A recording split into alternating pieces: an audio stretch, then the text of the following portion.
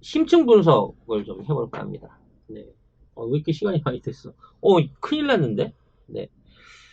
일본에 지금 그 4대 재난이 동시에 일어나고 있습니다. 일본 국민들만 모르는 거죠. 가장 이제 그 눈에 보이는 건 요즘 홍수죠. 네. 중국도 그렇고 일본도 그렇고 어마어마한 물난리를 겪고 있습니다. 근데 우리나라는 왜 멀쩡할까요? 그 점에 대해서 혹시 여러분 생각 안 해보셨어요?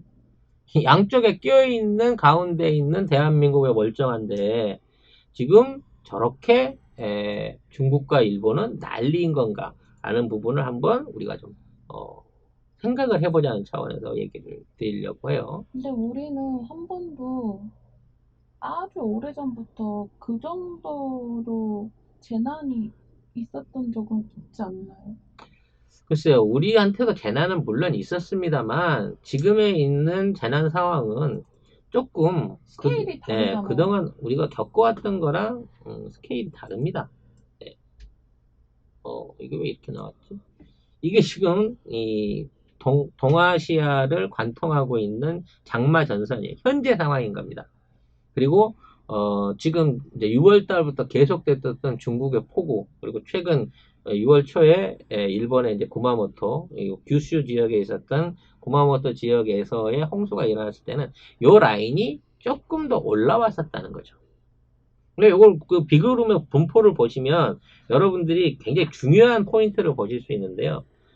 이게 비구름의 형성이 묘하게 중국 그 남반부하고 북반부를 둘러싸고 있어요. 그러니까 중국 본토보다는 중국의 북부 지역과 남부 지역에서 집중호우가 일어나고 있고 바다 위에서도 지속적으로 이 구름대들이 생겨가지고 위로 치고 올라오고 있는 게 보이거든요. 근데 이게 왜 특이한 점이냐면 중국 중앙은 그렇게 많은 구름대가 생겨 있지 않다는 겁니다. 그러니까 중국을 중심으로 한 육지 지역은 지금 뭔가의 띠로 인해서 지금 수증기를 억지로 밀어내고 있는 듯한 모양이 보이는데 그래도 북부하고 남부 지역은 계속 걸친다는 거죠. 그러면 남부 지역은 어차피 해안 지역이기 때문에 그럴 수 있다 쳐요. 왜냐면 그 바다 쪽에 비구름이 생기는 건 당연할 수 있으니까. 근데 중국 북부에는 왜 이렇게 계속해서 비구름이 걸쳐져서 이게 안 없어지고 있는 거냐.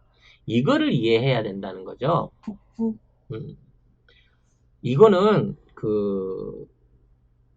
이제 지난 시간에 그 다른 방송에서 동남아 관련한 재난에 관련된 방송 일부 설명을 드렸습니다만, 아, 지구적인 기상 이변에 지역적인 기상 이변이 합쳐진 인재와 가까운 재난이다라는 부분을 설명을 드렸어요. 뭐 삼엽전에 이런 거 다 버려버리고 왜 중국 북부에 이렇게 비가 많이 오는가라는 부분을 설명을 드리려고 얘기를 하는 겁니다. 지금 이 지도에 보시면 이 상반부에 가장 짙게 표시되는 부분이 시베리아일 거예요. 러시아를 중심으로 한 러시아 중북부 지역인 건데 이쪽이 지금 굉장히 날이 더워졌어요. 네. 무려 영하 20도, 10도를 하던 지역이 영상 20도 이렇게 오니까 거의 막 40도 가까이 온도가 올라와 버렸다는 거예요. 즉 시베리아라고 하는 지역은 사실상 1년 내내 차가운 지역인 건데 연 온도 평균이 40도 가까이 갑자기 훅 올라버린 겁니다. 근데 이게 이 지구적인 자연현상이 아니라 굉장히 인위적인 현상이라는 거죠. 결국은 러시아가 엄청나게 많은 시베리아 자원 개발과 가스를 개발해가지고 집중적으로 이거를 생산을 하고 있고 그쪽 지역의 공업지대들을 이주시켜가지고 거기에서 이제 흔히 우리가 얘기하는 이산화탄소를 굉장히 많이 배출을 시켰어요.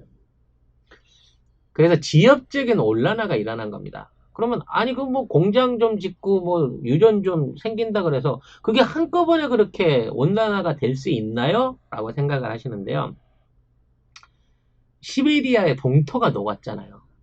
동토가 녹게 되면 원래 땅 밑에 잠자고 있었던 얼어붙어 있는 가스들, 흔히 말하는 메탄가스를 비롯한 이런 지구 온난화를 일으킬 수 있는 가스들이요. 농토가 녹아내는 순간 그대로 공기 중에 올라가게 되는 거예요. 그러니까 단순하게 공장이 만들어지는 게 아니라 그 안에 예전에 초원이었던 위에 쌓여있던 몇천만 년 동안 녹아있던 빙설들이 녹아내리고 난 가운데에서는 그게 바로 공기 중에 닿게 되면 바로 산화 과정을 거치면 메탄가스나 일반적인 온실가스들이 확 생겨 올라간다니까. 그래서 그 자체만으로도 온난화 효과를 크게 만들어내요.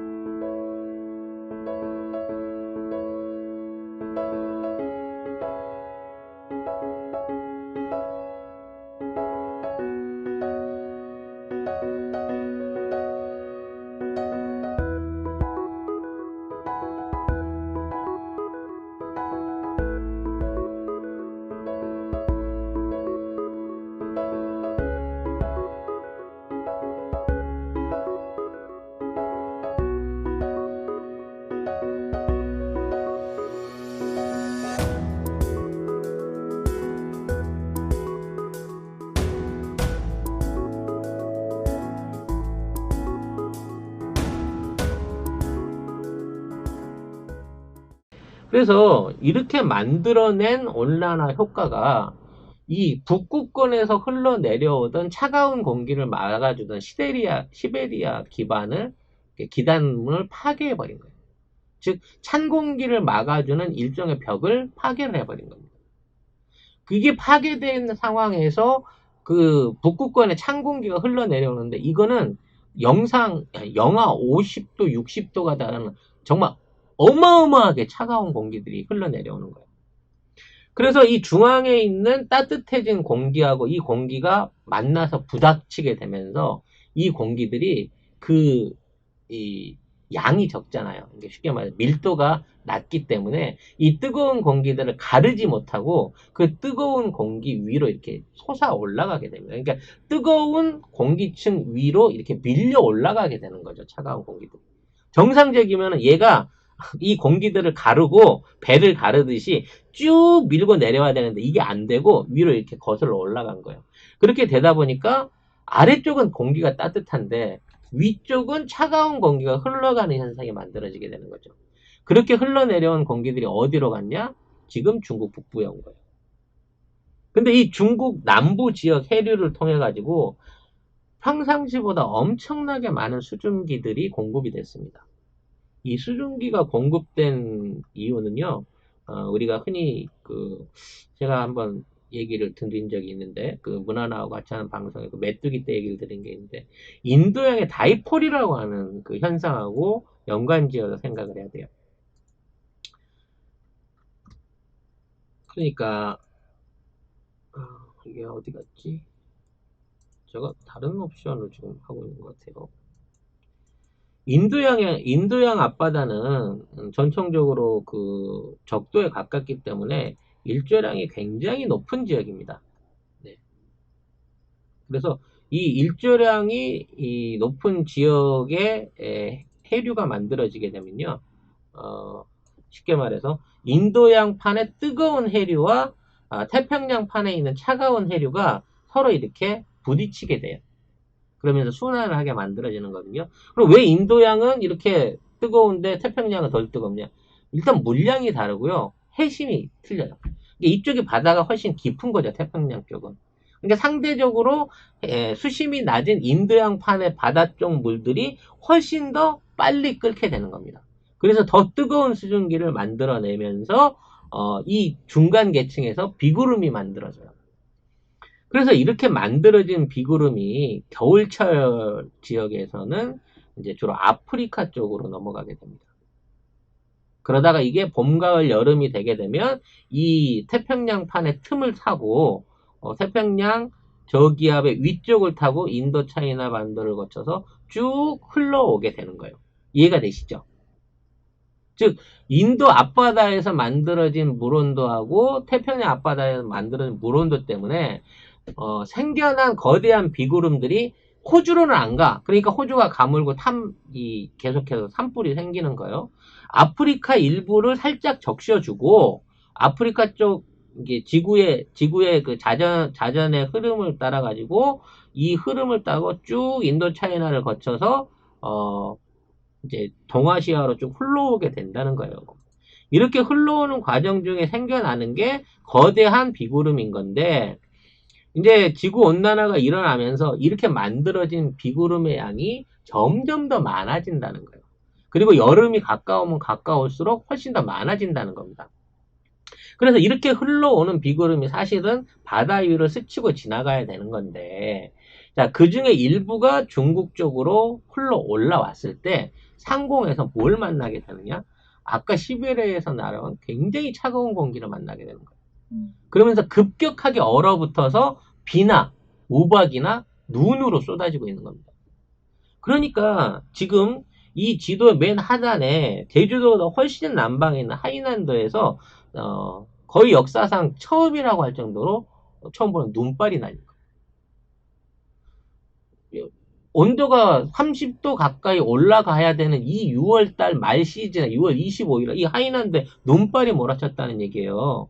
그 얘기는 뭐냐면 북극에서 내려온 차가운 공기가 이미 중국 상공을 완전히 지나가지고 남해안까지 와 있다는 얘기고, 이 찬바람의 영향으로 인해서 공급되는 수증기들이 전부 다 비나 눈이나 우박으로 돼서 중국에 집중적으로 떨어지고 있다는 거죠.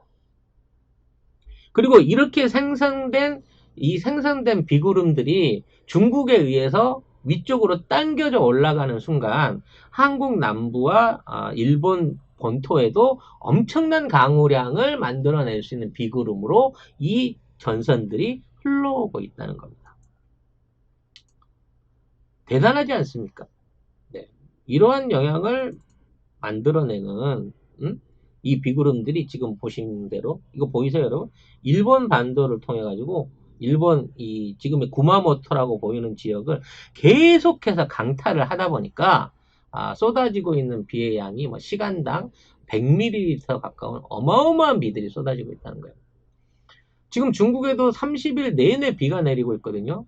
이런 현상은 6월 달에는 보기 힘든 현상이에요. 보통 9월 지나서 장마에서 오는 거거든요. 일본은 계속해서 물난리가 나고 있는데 6월 달에 이런 물난리가 나고 있는 거는 사실상 아까 얘기한 인도양에서 만들어진 비구름하고 중국과 러시아가 만들어낸 찬바람에 의한 대륙성 고기압에 의한 중간 영향으로서 이런 것들이 기후적으로 생각지도 않게 일어나게 된다는 거예요. 원래 작년에도 일본에는 비 피해는 있었습니다만 그거는 뭐였냐면 태풍 때문에 온 거예요. 태풍 때문에. 어마어마무심하게 센 태풍이 평소보다 2배 가까이 많이 발생을 했고, 하기비스. 네, 그 하기비가 제일 큰일 했죠. 연달아 3개의 폭풍이 때려주면서 일본은 물난리를 만들었는데 이번 거는 그 태풍하고 관계없어요. 계속 흘러오고 있는 비구름대에 의해 가지고 이 비가 만들어지고 있다는 거죠. 그러니까 피해 사례들은 여러분들 유튜브에서 많이 보니까 사례들은 다 이해하실 거고 저는 원인을 설명을 시켜드린 거예요. 이 원인 중에 제일 중대한 게 뭐냐? 이건 시작에 불과하다는 거죠. 지금 인도양에서 만들어지고 있는 이 비구름의 양이 지금은 진짜 시작에 불과하다. 6월달이기 때문에. 7월달, 8월달, 8월 말쯤 가면 절정에 이르는데 그때 공급될 수 있는 물량의 규모는 지금의 200배가 넘을 거라는 얘기입니다. 그러니까 지금 홍수는요, 연습이야. 웃고 지나갈 상황 수준의 연습인 거고, 본편은 7월달, 8월달 온다는 거죠. 태풍이 와갖고 이 기압대를 확 밀어 올려버리면 일본으로 흘러 들어오는 이러한 바람이 없을 수도 있습니다. 그렇게 되면 이제 태풍의 바람 피해를 같이 추가로 더 얻어 처맞게 되겠죠. 그렇게 됨으로 인해서 지금 같은 바람 없는 폭우 사태는 좀 덜하게 되긴 할 건데, 그래도 어찌 됐거나 태풍이 오면 바람 없는 폭우 상태가 태풍이 오면 바람이 있는 폭우가 되는 거고, 지금 바람이 없는 폭우예요. 그냥 물폭탄이야. 이 물폭탄 사태가 올 한 해 내내 일본과 중국 남부를 괴롭히게 될 거다라는 예상이 나온다는 거죠. 그럼 왜 우리는 멀쩡할까요? 왜 우리는? 이게 우리 지금 지도에 보면 지정학적인 이 절묘한 위치 때문에 그렇습니다. 이 일본과 중국판을 연결하는 바다, 그리고 우리 동해를 차지하고 있는 이 바다가 여기에서 이제 딱 오므라들잖아요. 그렇게 되다 보니까 구름대가 이게 흘러오다가 이 중국 대륙을 건너서 일본으로 넘어오는 순간적으로 팍 꺾여요. 구름대 자체가. 예? 아니 실제 그런다니까. 그래서 이러한 그 지역의 변화 때문에 비구름이 쭉 흘러오다가 우리 앞에서 팍 꺾여갖고 일본 쪽으로 확 휘어가는 거야. 그러니까 지금 있는 장마전선의 사진들을 보면 정말 묘하게 한국만 봐주는 것처럼 고기가 온폭 패여있는 그 장마전선의 흐름을 볼 수가 있는 거예요. 이게 뭐냐면 중국에서 밀고 내려오는 대륙성 기압들이 더 이상 못 밀고 내려오도록, 그게 장마전선이 위로 치고 올라오도록 이것들을 저항해 주고 있는데, 그 저항선의 끝이 어디 걸리냐? 제주도 울릉도에 딱 걸린다는 거죠. 그러니까 제주도는 아마 올해 역대 강우 신기록을 갱신을 할 거예요. 중국이 이미 갱신을 했거든요. 시간당 70ml가 내림으로 해갖고 중국 남부에 역대 강우 신기록을 갱신했는데, 일본이 100mm 이상이 내리고 있고요. 제주도에 아마 100mm 이상이 내리는 폭우들이 꽤 올 수 있습니다만, 우리 남부 쪽에는 그럴 가능성이 좀 낮다. 이게 결국은 지형적인 영향으로는 이게 가능해졌다라고 하는 거고요. 그런 면에서 보면 정말 대한민국은 복 엄청 받은 나라라 생각을 하게 됩니다. 저도 그렇게 생각해요. 풍수해를 정말 절묘하게 비껴가는 거예요. 그래서 아까 아주 오래전부터 그랬어요. 아까 설명드린 대로 요게 이제 큐슈예요. 일본 최남단의 섬에 있는 구마모토 중앙에 보이시죠? 이 지역이 가장 집중적으로 폭우 피해를 받고 있는 겁니다. 그러면 왜 폭우 피해가 나는데 일본은 속수무책일까라는 부분을 생각해 봐야 되는데요. 일본 원래 바닷가잖아. 그러니까 물이 잘 빠져요. 아무리 비가 많이 내려온다 그래도 여기에 이제 바다가 있으니까, 바다는 민물보다 높을 수 없으니까 항상 잘 빠지거든. 근데 요 한계를 넘어서는 비가 오면요, 바닷물 자체가 방파제 역할을 합니다, 여러분. 바다가 차 있는 수위까지 돼 나가 있기 때문에 오히려 물이 더 안 빠질 수 있는 그 역현상이 생겨요. 그러니까 비가 웬만큼 와야지, 웬만큼 와야 견딘다는 거야. 근데 그 한계를 넘어서는 역대급 폭우가 오다 보니까 안 잠기던 마을이 순식간에 잠기는 거예요. 이 조금과 만조가 그 차이를 만드는 거죠. 민물이 들어와서 바닷물이 높아지게 되면 예전 같으면 빠지던 물이 안 빠지고 전부 다 마을로 흘러 들어오는 상황이 생긴다는 겁니다. 그렇기 때문에 이거는 대비를 못했던 폭우란 말이죠. 그래서 아예 대비 방법이 없어요. 당하는 수밖에 없습니다. 하수관로를 손봐서 해결할 수 있는 부분이 아니야. 그 도시적인 아주 대륙적인 상황에서 재난인 거기 때문에 방법이 없다는 거예요. 사람들은 집이고 뭐고 다 날리고 피난을 가야 되는 거죠. 그래서 이제 지금 이 구마모토에 많은 사람들이 이와 같이 아베 형님이 만들어주신 친절한 골판지 칸막이를 치고 생활을 하고 있죠. 네. 아베는 아마 이제 나중에 이거를 자기가 재난 대비를 잘했다라는 방식으로 써먹을 것 같아요. 네.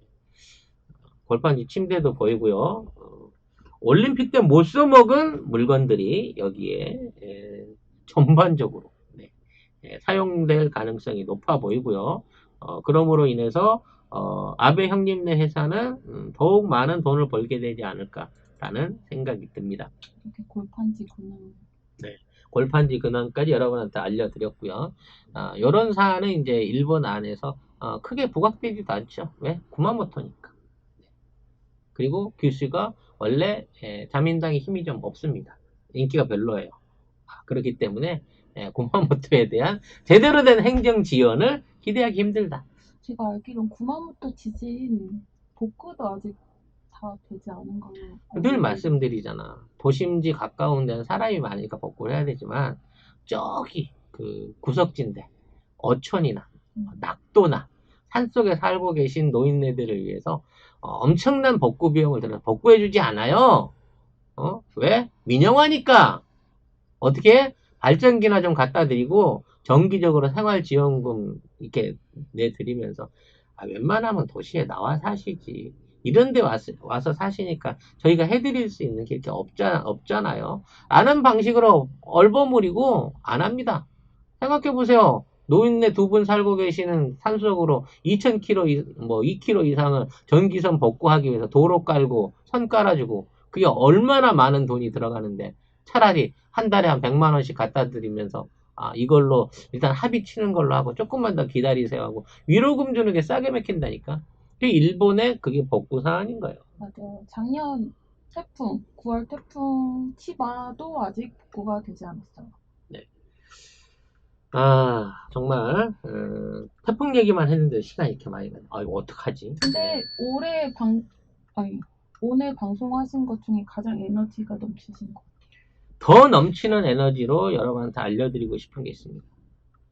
도쿄의 지진입니다. 물론 이제 지진과 관련된 얘기는 늘 많이 해드렸기 때문에 다 이해를 하실 건데 최근에 일본이 이제 너무 기뻐하는 그 경사가 생겼어요. 이게 경사라고 봐야 되나? 뭐냐면 일본에 이제 요런 경사가 생겼습니다. 이게 뭘까요? 일본의 해저 화산이 활발해지면서 지금 이러한 거대한 섬이 하나 만들어졌습니다. 그래서 일본은 일본의 해양 영토가 넓어지고 있다라고 하면서 엄청 기뻐하고 있는 상황인 거죠. 이게 일본의 그 외지에 있는 섬이에요. 요 지역입니다. 그거 보이시나요? 네. 지난달 20일 이후로 이제 해저에서 화산이 분화를 해가지고 새로 화산섬이 하나 생긴 겁니다. 요거 같은 경우에 이제 도쿄하고 바로 이렇게 연결돼서 직선 거리로 연결하면 1000km 정도 거리라고 그래요. 네. 1000km 좀 넘는 거리인데 여기에 이제 화산섬이 하나 생겨난 겁니다. 그래서 처음에 생겨났을 때는 섬이 요런 모양이었어요. 여기 있는 기존에 이제 큰 섬은 원래 있던 섬이에요. 이 지역에. 근데 여기 조그만한 화산섬이 상단에 보이는 연기가 나는 저 조그만한 화산섬이 이렇게 융기가 된 겁니다. 그러면서 계속해서 연기를 내뿜으면서 마그마를 용출을 시키고 있는 거죠. 그래서 이게 계속 자라납니다, 섬이. 커지는 거지. 지금 계속 마그마가 흘러나오니까 섬이 작은 섬들이 점점 커져가지고 기존에 있던 큰 섬이랑 이런 식으로 연결이 되기 시작한 거예요. 보이죠? 섬이 계속 자라나. 수고이하네. 네. 그래갖고 지금은 이 섬이 겁나 커진 거지. 이따시만하게 커진 거예요. 두 개가 합쳐진 거야.